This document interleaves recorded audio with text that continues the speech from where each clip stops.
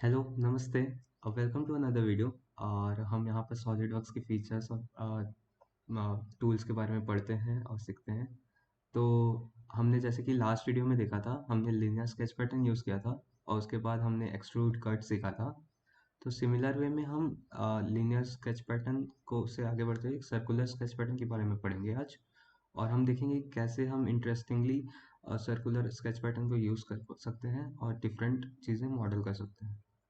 तो let's get on to the video. ये मेरा पार्ट इंटरफेस खुला हुआ है और मैं यहाँ पर एक नया पार्ट बनाने वाला हूँ फॉर यू टू शो। तो सबसे पहले मैं एक स्केच में जाऊँगा और सिलेक्ट स्केच करूँगा। यहाँ मैं टॉप प्लेन सिलेक्ट करूँगा और मेरा टॉप प्लेन में मैं स्केच एक सिलेक्ट कर लिया है जो कि यहाँ पर विजिबल है आपके फीचर्स मैनेजर के नीचे, है ना। तो यहाँ पर सबसे पहले मैं चाहता हूँ कि मैं एक सरफेस बनाऊं, एक क्यूबॉइडल सरफेस, और उस पर मैं होल्स बनाऊं जिसको एज अ बोल्ट होल्स हम मान सकते हैं। तो just for you to show, मैं अभी ऐसा सिंपल सा एक पैटर्न चीज़ बनाने वाला हूँ। तो मैं रेक्टेंगल चूज़ किया मैंने और सेंटर पॉइंट रेक्टेंगल यूज़ करके मैंने एक रेक्टेंगल स्केच क्रिएट किया। ठीक है, अब मैं यहाँ फीचर्स में जाऊँगा और इसको एक्सट्रूड कर लूँगा। ठीक है, ये सही है। मैं इसको मिड प्लेन सिलेक्ट कर लेता हूँ और ये सिलेक्ट हो गया। ठीक है, तो हमारे पास एक ऐसा क्यूबॉइडल प्लेन प्लेट टाइप का क्रिएट हो गया और हम इसके टॉप सरफेस पे अब स्केच करने वाले हैं। तो मैं इसका टॉप सरफेस सिलेक्ट करता हूँ और यहाँ पर स्केच को क्लिक करता हूँ। ठीक है, अब मैं चाहता हूँ कि इसके इस सेंटर पॉइंट के अराउंड यहाँ पर मैं होल्स बनाऊँ, कुछ ऐसे होल्स बनाऊँ जो थ्रू रहेंगे सरफेस के, है ना। तो यहाँ पर मैं जाऊँगा, सबसे पहले एक सर्कल सिलेक्ट करूँगा और इस पॉइंट से को होवर करूँगा। इस पॉइंट को होवर करने से होगा ये कि मेरे पास एक ऐसा रिप्रेजेंट करने वाला एक हाईलाइटेड लाइन आएगा जो कि डैश डैश वाला रहेगा। ये हमको बताएगा कि हम इसके अलाइनमेंट के हिसाब से हम यहाँ पर ये वर्टिकल अलाइंड है इस पॉइंट के अलॉन्ग, है ना। तो इसको यूज़ करते हुए मैं यहाँ पर क्लिक करता हूँ। सेंटर मेरा डिफाइन हो गया सर्कल का, और मेरा सर्कल ये सर्कल का सेंटर जो है मेरे इस कोऑर्डिनेट का सेंटर से अलाइन होता है वर्टिकली, है ना। और मैं इसको यहाँ पर क्लिक करता हूँ, स्मार्ट डायमेंशन में जाएंगे और इसका डायमीटर हम इंक्रीज कर देंगे टू 20।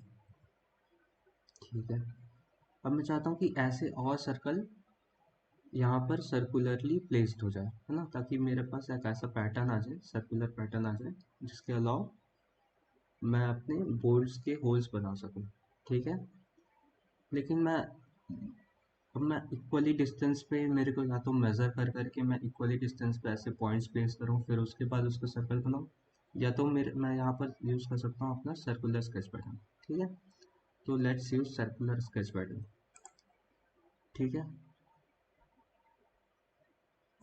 तो सर्कुलर स्केच पैटर्न के लिए मैं यहाँ पर सर्कुलर स्केच पैटर्न सिलेक्ट करता हूँ। जस्ट लीनियर स्केच पैटर्न को के नीचे एक ड्रॉप डाउन मेनू है, उसको हम क्लिक करके सर्कुलर स्केच पैटर्न को क्लिक करेंगे। ठीक है, अब यहाँ पर फिर से सर्कुलर स्केच पैटर्न सिलेक्ट करते ही यहाँ पर फीचर मैनेजर में, प्रॉपर्टीज़ मैनेजर में हमारे ये सर्कुलर स्केच पैटर्न की कुछ प्रॉपर्टीज़ मेंशन करने के लिए अवेलेबल है। ठीक है, तो पहला है कि ये किस पॉइंट के अलॉन्ग हमारा वो सर्कुलर स्केच पैटर्न हमको मॉडल करना है, मतलब किस एक्सिस के अलॉन्ग ये हमें वो पैटर्न क्रिएट करेगा। ठीक है, तो यहाँ पर ये एक्सिस सिलेक्ट करना है। तो एक्सिस की तरह हम पॉइंट या एक्सिस सिलेक्ट कर सकते हैं यहाँ पे। तो हम अभी 2D में देख रहे हैं तो हम एक पॉइंट सिलेक्ट करेंगे और इस पॉइंट होगा ये कोऑर्डिनेट वाला। ठीक है, कोऑर्डिनेट सेंटर ओरिजिन जो है हम ये सिलेक्ट कर लेंगे, तो इसके अलॉन्ग ही वो पैटर्न क्रिएट करेगा। ठीक है, यहाँ पर एंटिटीज टू पैटर्न में हम क्लिक कर देंगे ये वाला सर्कल। ठीक है, तो अब इस सर्कल को ही ये पैटर्न क्रिएट कर रहा है इस पॉइंट के अलॉन्ग। ठीक है, सिंपल। हमने पहले डिफाइन किया कि किस एक्सिस के अलॉन्ग हम ये पैटर्न क्रिएट करने वाले हैं, और फिर हम सिलेक्ट किया कि कौन सा एंटिटीज हम पैटर्न कर रहे हैं। ठीक है, तो यहाँ पर हमारे 4 सर्कल क्रिएट कर रहे हैं। अब ये 4 क्यों हो रहे हैं, क्योंकि यहाँ पर देखेंगे तो यहाँ यहाँ इंस्टेंसेस में 4 हमने मेंशन करके रखे हैं, ठीक है। मैं ऊपर से ही समझा देता हूँ कि क्या क्या है ये।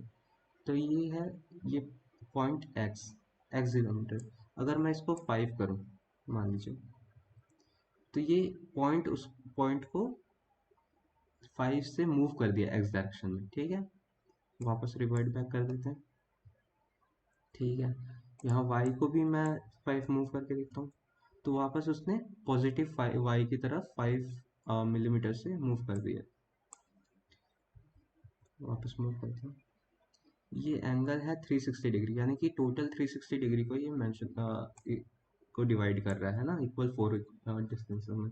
अगर मैं इसको 90 डाल देता हूँ यहाँ पे, तो ये सिर्फ 90 डिग्रीज को ही 90 डिग्रीज में ही ये पैटर्न क्रिएट करेगा, ठीक है।